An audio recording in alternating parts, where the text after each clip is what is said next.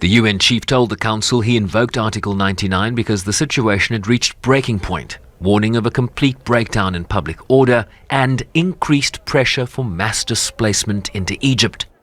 The situation is simply becoming untenable.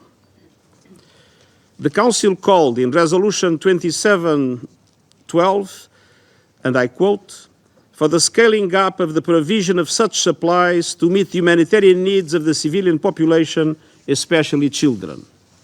End quote.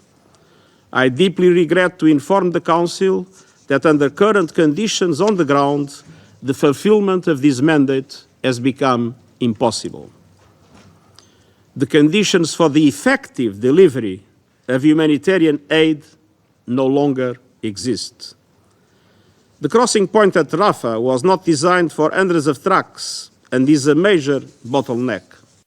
Guterres warned that the threat to the safety and security of UN staff was unprecedented, with over 130 killed, the largest single loss of life in the organization's history. With 60% of Gaza's housing damaged or destroyed, 85% of the population has been forced from their homes. Gazans are running out of food, with 97% of households not eating enough, with many starving. The health system is collapsing. While he called for the release of hostages held by Hamas, he argued that Hamas's atrocities did not justify the collective punishment of the Palestinian people. The people of Gaza are looking into the abyss. The international community must do everything possible to end their ordeal. I urge the Council to spare no effort to push for an immediate humanitarian ceasefire, for the protection of civilians, and for the urgent delivery of life-saving aid. While we deal with the current crisis, we cannot lose sight of the only viable possibility for a peaceful future: a two-state solution on the basis of United Nations resolutions and international law, with Israel and Palestine living side by side in peace and security. This is vital for Israelis, Palestinians, and for the international peace and security. The eyes of the world and the eyes of history are watching. It's time to act. Palestine's envoy implored the Council to stop the war, warning that the very existence of the Palestinian people was under threat.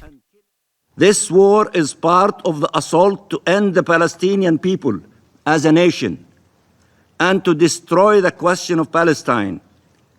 If you do not share this objective, you must stand against the war. The person leading this assault would sacrifice the Palestinian people and the Israeli people for his political, selfish survival and is a sworn enemy of the two-state solution. This is Netanyahu's war. This is the war of the extremist coalition in power in Israel. Mr. President, Israel again rejected the notion of a ceasefire. if Hamas is not destroyed, such horrors will be repeated. Hamas officials have made it clear publicly, time and again, that October 7th was just a rehearsal, and they will continue to carry out atrocities again and again. Hamas is responsible for inhumane terror against Israelis. Hamas is responsible for ruling Gaza with an iron fist, forcing Gazans to live in poverty, deprived of basic human rights.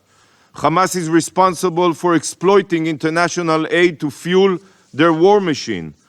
And calling for a ceasefire is precisely what ensures that this will continue.